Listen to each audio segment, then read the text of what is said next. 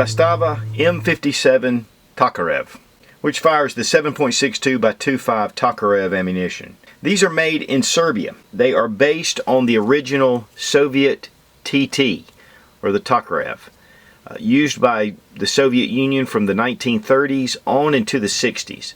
Also really popular in Pakistan and in China and other Soviet bloc countries. In fact, most of your Soviet bloc countries have produced the Tokarev pistol. I remember years ago the Chinese Norinco Tokarevs were coming in, and they were in 9mm. This is imported by Century Arms International, and so these are actually brand new pistols. And I think that you're going to find that the Tokarev has a lot of appeal.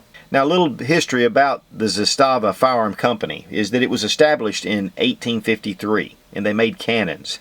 During World War II, the factory was bombed and destroyed. And so after the war, the Zastava plant began to produce firearms again. In fact, from 1957 to 1992, the Zastava plant produced all the service pistols for the Yugoslav army.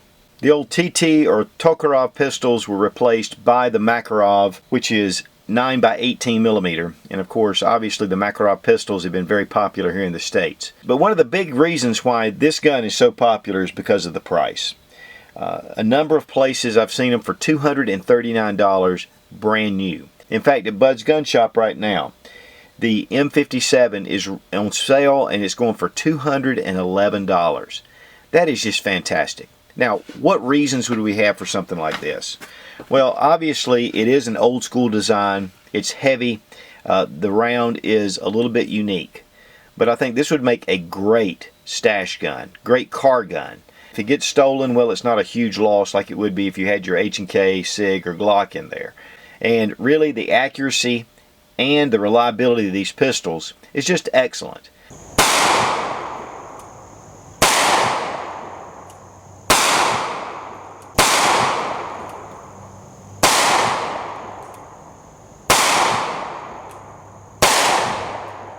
Well, here I need to adjust my sights just a couple of inches, shooting just a little bit low.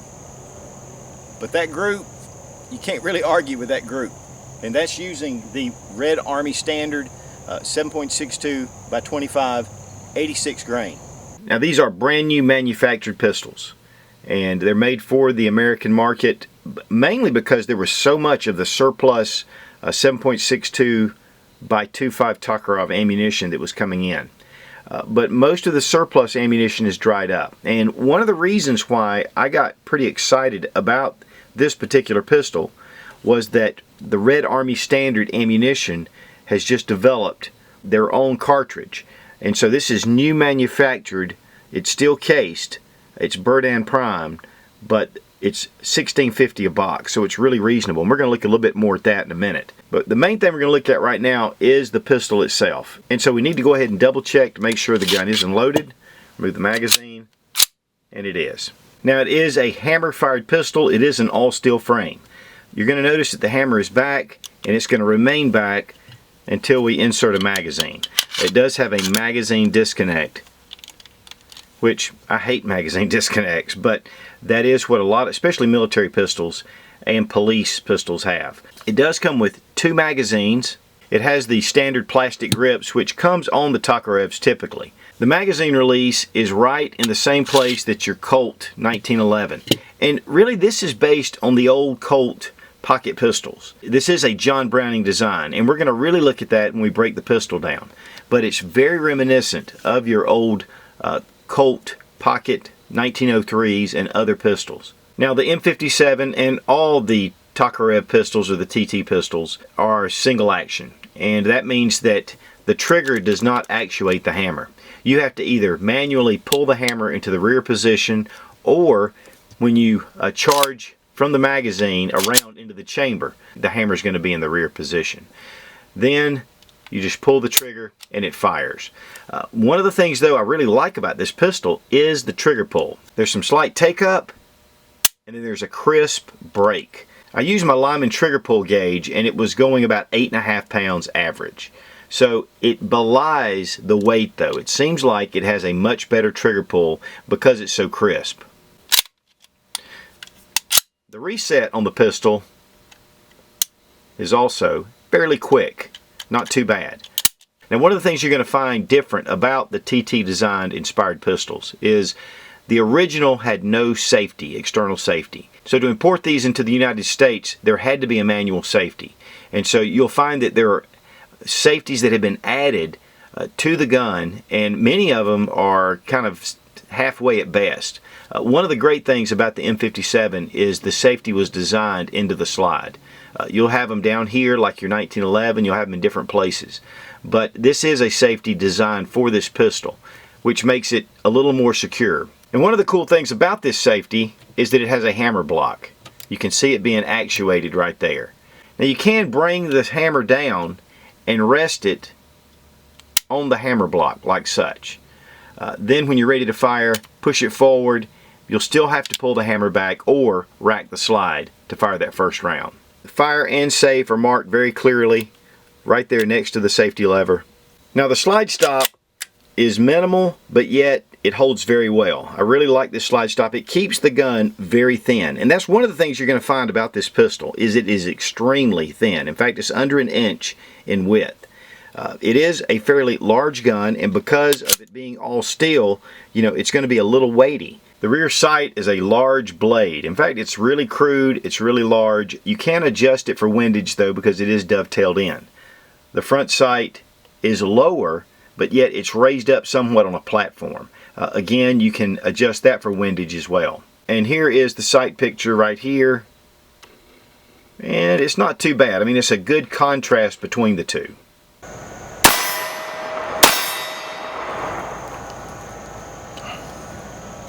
Right here at the front of the slide has serrations to keep the glare down, yet it's just the standard finish right here. The mag release is in the same place as 1911. It doesn't throw the magazine out, but it does pop it down for you to be able to grab it with ease. Being an all-steel pistol, it weighs 30.6 ounces or 1 pound 14, almost 15 ounces. So it is a fairly heavy pistol, but again, it's so thin that it just really belies its weight and its size. One of the things about the grips, and I think there may be some aftermarket grips out there, but it does kind of feel the hand, these grips kind of swell. Here you can see where just a touch of the plastic coming up. So it gives you a really nice feel, and then of course it comes back just somewhat recessed right here into the web of your hand. So you're able to really get this thing low in the hand, except for those sights. The sights are pretty high. Now, if you'll notice, the grip has a little scallop here, and this is for a lanyard loop that typically fits on these type pistols. Maybe the mold was already set and they were making these, but obviously there's not a lanyard loop here. Also, a lot of the magazines, the old surplus magazines, had a little lanyard loop at the bottom there as well. The overall length of the pistol is 7 3/4 inches.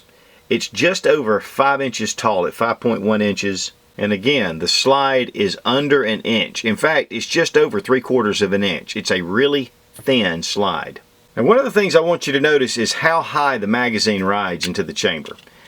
I mean, it rides right up, right there at the chamber. And to me, that's going to really help in when the slide takes that round forward. There's not a lot of lifting and pushing forward. It's just going to be a straight shot into the chamber. Now you'll notice the finish on this pistol is exceptional. I mean, it has a nice black-blue finish. It's not baked on. It's just well done. In fact, I was really surprised and impressed with the finish on this pistol. Now, one of the things though that you will note is that it is a little sharp. It hasn't been rounded off. The corners haven't been cut, especially right here on the slide. But everywhere else it seems to be really smooth. Of course, most of your Soviet firearms are a little rough. A lot of your AKs can be a little rough at times. But one of the things too is this gun just functions.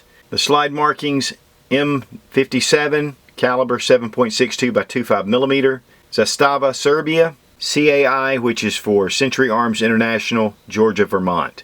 And then, a lot of people love this, read owner's manual before use. Serial number on the back of the frame. And then you'll notice this little area right here. And of course, this is the retaining pin for your slide stop. And so we're going to break the gun down and we're going to talk a little bit about the internals. The little slide stop pin, it's recommended to remove it with a piece of wood, and I just get it on this small lip back here and then just push it out. I've seen a lot of reviews where guys are breaking these down and it starts to, get a little easier to open with your finger, but I kind of like it tight. Then just push your slide stop out. Here it is. Just remove it. Need to make sure I remove the magazine. Now we just bring our slide forward. Now one thing that's really different about the M57 and all the TT pistols is that we have a hammer assembly that just comes right out. And part of the reason for that was if you ever had any problems with the hammer, you could just pull this out for field repairs and slip a new one in. So we have a very simple design. There are some tooling marks right here, but again, for the price of this pistol, all the refinishing that you're going to have done on the interior of the gun is just going to add up in price. Remove your recoil spring and guide rod, just bring it forward. Now one of the things that you're going to notice, and I noticed this right away, I thought I'd broken it. The guide rod is captured, but it is articulating. It's in two pieces. So this allows you to be able to get your recoil spring in under this shroud on your slide. That is really important. One of the things about a 1911 is you have to remove the barrel bushing before, and then you can remove the recoil spring guide plug. But this is a little different than the 1911. And you do have a barrel bushing. Turn it all the way into the utmost up position and then just pull it out. Make sure your barrel link is in the down position. Lift it up just slightly and then it goes out the front of the slide. Now the barrel is 4.5 inches. It is cold hammer forged, which is really good quality. Another thing you're going to notice are these lugs that go all the way around the barrel. And this is going to give you really good lockup in your slide. In fact, superior lockup to a lot of pistols of this style. The Browning design, though, as you can see, is really evident with this pistol. Again, the finishing on the inside of the slide, it's subpar, but again, you're paying less than $250 for this pistol, and that's just part of it. And that's obviously the complete field strip of the gun. Now we're going to go ahead and reinsert our barrel. Take the plug, make sure that you put it with the area up top and then bring it down and around. You'll notice this little V in the recoil guide rod. You're going to want that down against the barrel. We're going to bring our barrel link back. You want to catch right behind the barrel lug.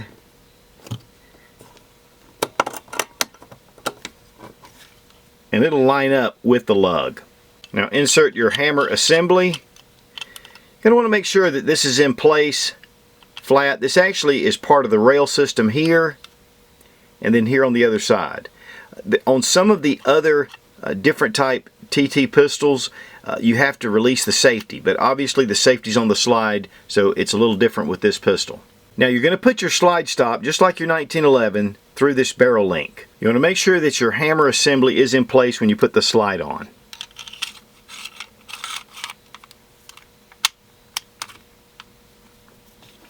Now I'm going to go ahead and put my slide stop into the barrel lug, being careful not to scratch up this surface, because if you're not careful moving it around, you can scratch the surface. You only have to bring it back just a little bit to insert it. There are no notches in the slide like it is on the 1911 to fit in your slide stop.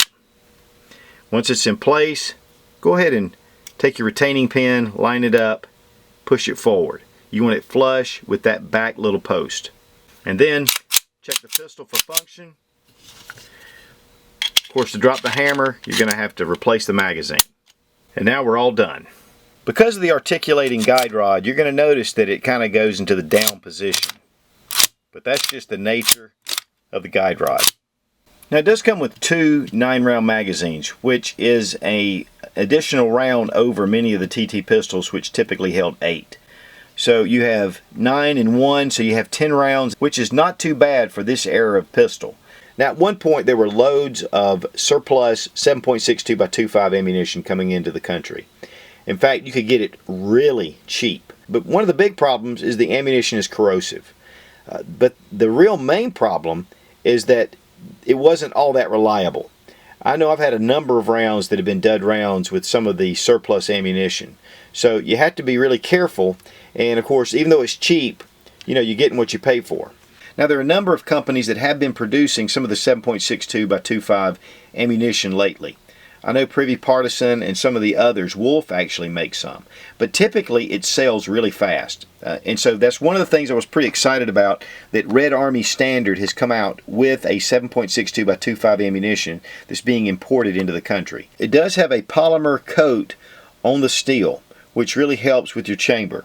And these are made in Romania and they're being imported. One of the things about the Tokarev ammunition is that it's a really lightweight bullet. In fact, typically about, I think these are 86 grains.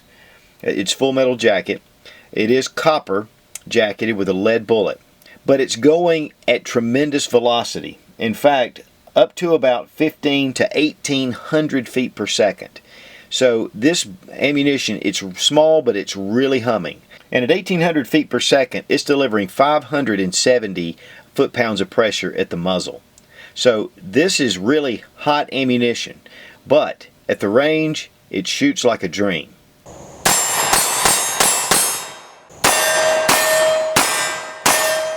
Now, there was a definite flash coming out of the end of the muzzle, and it's a little bit getting toward dusk, and so you could see a lot of times some of that flame coming out. I would like to do something maybe at night to kind of show a little bit more of the muzzle flash from this bad boy. This is such a flat shooting gun. In fact, I am very impressed, to the point where I think I'm going to look for one of the 9mm. Here we have the 7.62 by 25 next to the 9mm. The 7.62 is definitely larger, but it's a 30 caliber round. So 30 compared to 357 caliber. Plus 86 grains compared to 115 grain. But the 7.62 by 25 is going 1700 feet per second. And that's 500 foot-pounds of pressure. The 9mm 115 grain is going 1300 feet per second at 420 foot-pounds. One of the big, though, advantages is the 9mm comes in a lot of hollow points. But you can also get hollow points in the 7.62 by 25. One other distinct advantage of the 7.62 by 25, it has been able to defeat level 2 and sometimes level 3 body armor. It's not armor piercing, it won't go through metal. It has penetrated Kevlar helmets and also Kevlar vest up to type 3, but typically type 2 is what it usually goes through. And of course there's a lot of debate. Now the Red Army Standard has just released the 7.62 by 25 ammunition. In fact, this box isn't even Red Army Standard box for the 7.62 by 25. We're going to run about $16.95 per 50 rounds. And of course it'll be less when you buy in volume. They are going to have the range packs up to 900 rounds, which is going to help to alleviate the demand for this ammunition. The Tokarev is really a lot of fun to shoot in this caliber. Now, you can get the 9mm version, which is the M70A. Yes, the big advantage of the 9mm is that it is going to be more available. But I think you'll really enjoy, especially as this becomes more and more popular. There are a number of Eastern Bloc countries that use the 7.62 by 25 Tokarev ammunition. And this is the PPS 43C. It's actually imported into the U.S. as a pistol because of the barrel length. Now, this would be a great gun to SBR. It has the stock pinned. This is a lot of fun to shoot.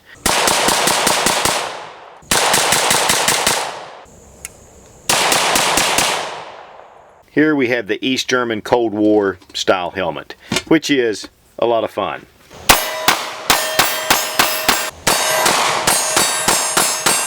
Now the humidity out here was pretty bad. I was having a hard time seeing through my glasses. If you'll notice, even sometimes I was having to close one eye to really focus through the fog. But this gun, not only is it an incredible pleasure to shoot, it's definitely accurate. I'm going to pop the sight over just a little bit. It was definitely shooting toward the left, but it's fantastic groups.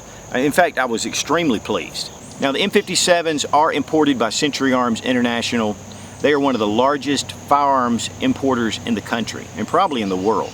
So check out Century Arms International. And there's a lot of dealers that carry their products. And I want to thank Century Arms for sending this little M57. What a beauty. Be strong, be of good courage. God bless America. Long live the Republic.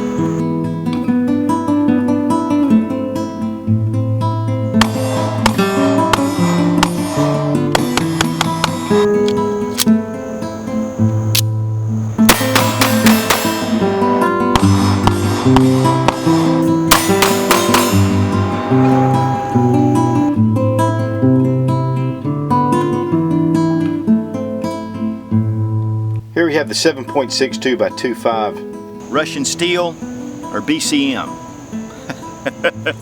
BCM, baby. Now, of course, the German flake turn that I was wearing is not necessarily with Tokarev, but it is European, so I just thought I'd use it. But that's what fun gun reviews are all about, having fun. Bushka!